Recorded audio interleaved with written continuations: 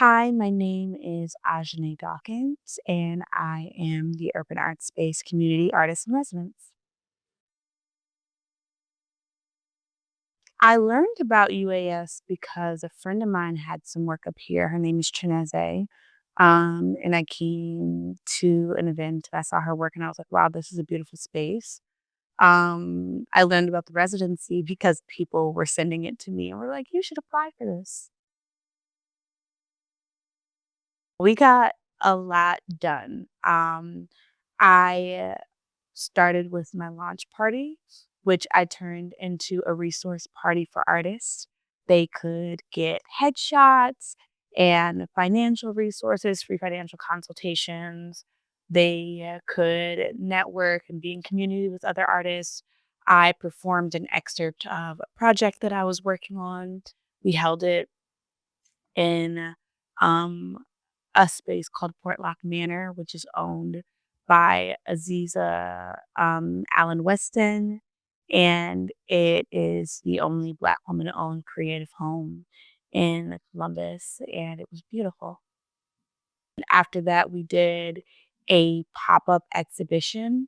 We centered it around the idea of portable paradise, which both picks from some of my theological ideas around marginalized folks in paradise and how we imagine paradise, and the work of a poet from the UK named Roger Robinson. And in a partnership between me and an organizer named Peter Kahn. We brought Roger Robinson here. So at the end of the pop-up exhibition, we actually had an evening of poetry in the exhibition space.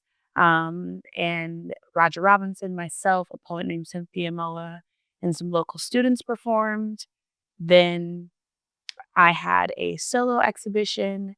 I curated another exhibition to be in conversation with mine and invited Ayana Hill to coordinate the corridor. And so we filled this entire space with Black art. We also had some other poetry events recently. We hosted um, Hanif Abdurraqib and Brittany Rogers for her debut book, Good Dress, for the tour for that. So we've gotten a lot of work done. Eris and I, who is my co-artist in resident right now, taught a youth workshop where we did ekphrastic work with youth, i.e., we taught them kind of how to respond to poems with visual art and to visual art with poems. Oh my gosh, so much. Um, I think that this year was wildly transformative for me as an artist. If if you asked me to identify myself as an artist, at the beginning of my residency, I would have said, oh, I'm a poet, maybe I'm an interdisciplinary artist, I'm a theologian, definitely a performance artist. Um, and I learned a lot about myself as a creator, which I give credit to a lot of the folks I co-labor with. A lot of them named for me very early. They were like, "No, you're a visual artist, babe." Um, so I learned that about myself, but because I'm a poet, so much of your initial work happens kind of alone really frequently, unless you're in a writing workshop. Um, so I'm used to writing kind of huddled down by myself.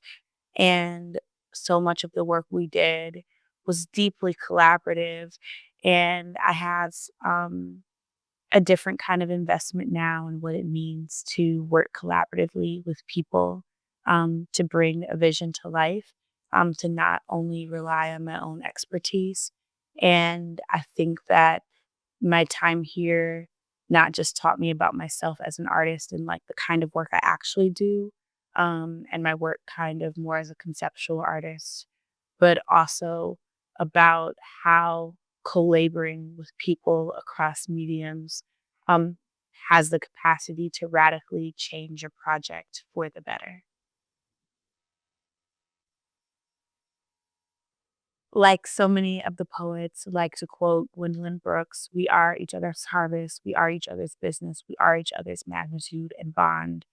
Um, I would not be an artist if not for community, if not for being in rooms with other artists, in conversations with other artists, in relationship with other artists who were expanding my imagination, um, who were dreaming for me when I didn't have the capacity to dream for myself, who were checking me and making sure that my ethics and that my praxis was lining up with what I said I believed in and what I said that I cared about. Um, I don't even know if I would be able to correctly or accurately see myself if not for community. So, um, for me, there is no version of Ajanaé without the communities that reared me. Um, and there's no version of my art that is meaningful, um, in its making or in its execution in the world, um, that has value or,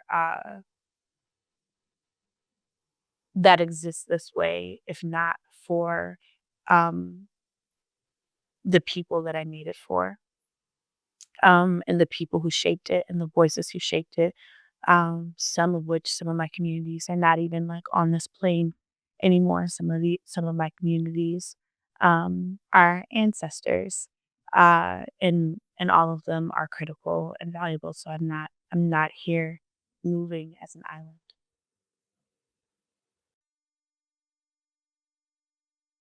Cool, so my journey with poetry is that I've been writing poems for a really, really long time. I didn't know that I was writing poems. I just knew that I wrote. And I was really, really young at like the true the true peak of the Tumblr poetry era.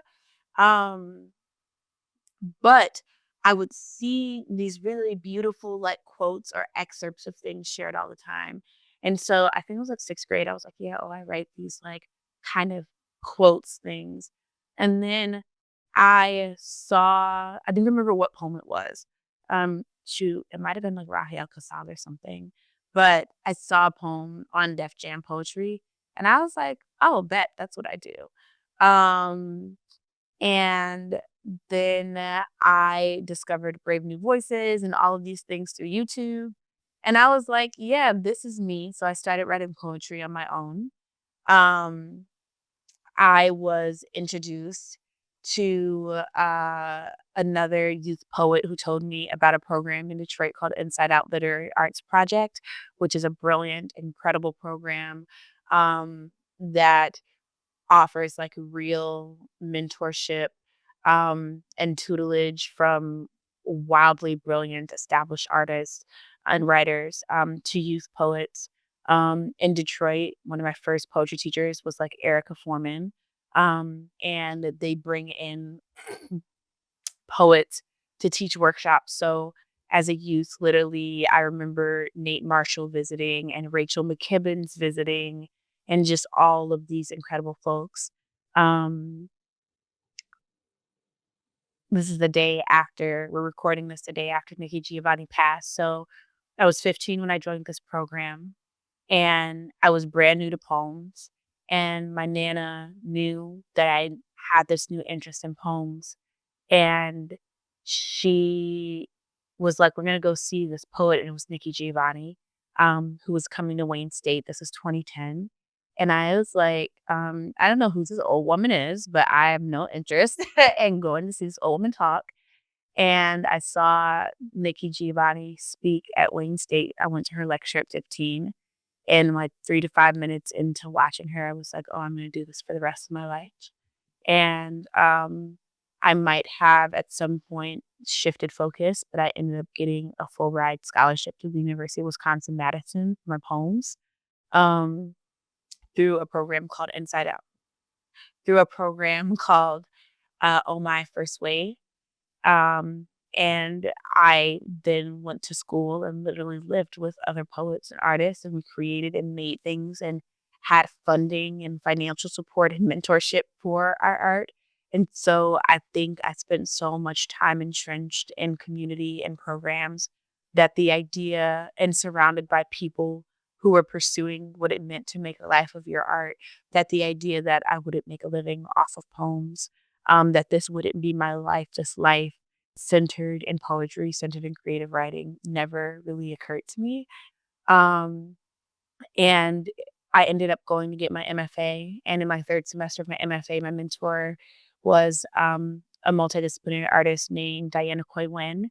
And in her class, I experimented with collage for the first time. And a lot of what I did in her class actually ended up shaping sections of the first exhibition that I did here. Um, and it was when I pulled those collages up and showed them to Ayana, um, that she was like, "Oh, girl, you're a visual artist. I know exactly how we can build this exhibition." So, seeds that were planted by another poet and visual artist that started to come to life here. And then when I was in the space, I was working on projects that kind of forced me to dream in multiple disciplines. So I was working on um, a project on missing Black women and Mars, and I was only seeing some of the work visually. I was only seeing some of the work in like scenes in my head more than I was seeing them um, on the page or in my body as a poem. I think that when I have a poem, what happens really frequently is I'm laying down, I'm likely trying to sleep, and my brain is like, what a phenomenal time to give you a line that you won't remember if you fall asleep right now. Um, or I'm doing something that might be otherwise mundane. Sometimes I'm actually doing something where I'm very, very busy, like teaching. And my brain gives me a line and something that I feel very deeply is that that creation is an act of co-laboring with God. So when I have these moments of revelation where I see a line or I hear a line, I don't believe that it's just myself. I believe that in part that is like my metaphysical location shifting a bit, right? I believe in part that is me getting this like peek into the spiritual world and hearing God a bit more clearly because something in the space has disarmed me. And because I believe that, I also believe that that means that, like, there's a call or an invitation right now to be in a space that I can't always access. And so I see or hear that call and I'm like, I have to go be obedient to it right now. Meaning I have to write because what is accessible to me right now in the spirit, not even that God won't always make it accessible to me, but that later when I'm really annoyed by a conversation that I had or in a different headspace, I might not be able to access because of my disposition, because of my heart. I might not be able to access it as easily. Um, and so I hear the line come to me. I hear the idea come to me. Um, Sometimes it's something I've been meditating on for a while, but I don't yet have a revelation. So an idea or concept theory that I'm meditating on, and only in a moment where I feel disarmed do I see how in language that will be executed. Um, Visual art, I don't know what my process is. Because it's such a new engagement. So much of it, it's like me just throwing things at the wall and it's sticking. And so much of it is a first time thing. The short film that we made for my exhibition, I'd never made a film before. I had no clue what I was doing. And I literally was just like, because I was so uncomfortable and unfamiliar in that space, I relied on my process of poetry. I said, okay, this is the story of the poem. this is what do I understand through the poem, and what I understand through the poem is the function of the image. And so I took my concepts or my engagement with figurative language and image building and thought about that through the context of a frame. Um, and there was actually only one image that I really had. A lot of my other images were built out by my husband, um, Matthew. I'm working on a video project right now, and because I get it more because I've done it before, literally I feel like I'm able to sit and look at the poem that I wrote, or it's an author's note that I wrote, and I'm able to see more clearly the image or the visual, but part of it is me just throwing things and sticking to the wall. The installation that I created, where the Black women are hanging from Fisher line, and they have gold hoops through their photos, and their photos are turning with purple print on the back, as inspired by Alice Walker. There's a brilliant artist named Nine, um, who's the first person who I saw hang things from the ceiling here. And I was like, oh my gosh, I love that. That is so cool. Um, and that was the last installation that was added to my exhibition. I have no clue how I came up with it. Like, it came in a moment of innovation. So, I think a lot of my visual art looks very raw because I'm very much so figuring it out as I work.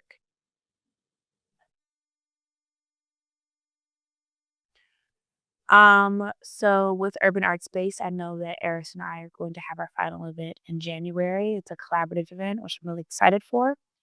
For me personally with poems, my chapbook, Blood Flecks, comes out spring 2025. Blood Flecks is about Black mother-daughter relationships, about coming of age and Black girlhood, and the experience of coming of age as a Black girl while witnessing all of the kind of like systemic and gendered violences that your mother experiences, and knowing that you're coming of age into this womanhood that is like fraught with all of these kind of societal things, and relationship things, and thinking about that and the intimacy of mother-daughter relationships. Um, in terms of so yeah, that comes out in 2025, spring 2025, and I'm working on a full-length project, um, looking at an aunt of mine who went missing. Um, And then in terms of visual projects, the installations that I worked on here are gonna be traveling next year, which is very exciting. So those installations are currently scheduled to pop up in a few places in 2025, and hopefully will pop up in a few more. This is really, really hard because all of the advice that I wish somebody would have told me, people did tell me, and I was hard-headed. And I either I think every growing pain that I've ever had as a full-time artist is something that an elder or mentor warned me about, told me about, probably repeated it multiple times, and I was like, "Y'all don't know nothing." And they did, in fact, know things. Um, so something that I wish my younger self would have adhered to earlier was just really working on my sense of self and knowledge of self. Um, so that I could have both a clear identity and the work that I was creating, a clear ethic in the work that I was creating, but also so then that I would not second guess my life as a creative. And I would not believe that there was a limitation to the work that I was making. I wish that I had a bigger investment when I was younger, and figuring out what does Ajanaé's art look like? What does Ajanaé's career look like versus like wanting to be like the people who I saw who were successful. Um, because nothing has been more fruitful for my art than having a more intimate knowledge of myself, and the things I value and the things I care about. Because it's really hard to feel discouraged or ashamed of the fact that we're writing about the same thing for a long time, right? Or like to to lose interest in a project when it's like truly my obsession, when it's truly like the thing I feel called to. So, in terms of what I would tell aspiring artists, um, if it's not in the idea of knowing yourself and knowing your creativity is unlimited, I'm thinking about something that was said to me. Um, in 2019, I went to a writer's retreat called The Watering Hole, and I was a part of a workshop where Jericho Brown, who's an incredible poet, was leading. And Jericho told us to look at everybody in the room in the workshop we were in, because the people in this room were going to be the people who we would be writing with for the next however many years, 50 years, however we're privileged enough to live. And so he was like, so you want to make sure that you're being kind and you're being generous and you're working well in community with people. Um, and I was, like, really young at the time, and not to say that it didn't sink in, but I think there are some kinds of advice that you get that the revelation only hits you, like, the more you see the truth of it, because the writers who I was in that room with, I'm, like, watching them have their debut books come out. I'm watching them, um, get residencies and awards and all of these really incredible things, um and they are, like, the people are that I've been writing with that are in my peer group. They're the people, um, that I will be seeing 30, 40, 50 years from now. And I think that because community and co-laborers and co-creators were so critical to my time here, I also really immensely felt that, in my time here. So in the people who I met and entered into relationship with in the visual arts world, I felt like the evidence of that, like, oh, me and you, I have I'm working on projects with some of the people I met in urban art space, that we're planning for like 2026, 2027. Um, so Mm. Just just for any young artist to know that your wealth of creativity and your capacity for labor and your capacity to get the work done is likely dependent on the people that you are working with now. Um, and it's like a really long and beautiful journey. And showing up for people, loving on people, genuinely supporting people, genuinely celebrating people, um, makes a huge difference in the kind of relationship you have to the rest of your career, which will be deeply dependent on, not deeply dependent on, but which will be deeply informed by people that you choose to love or not who are in the same field as you.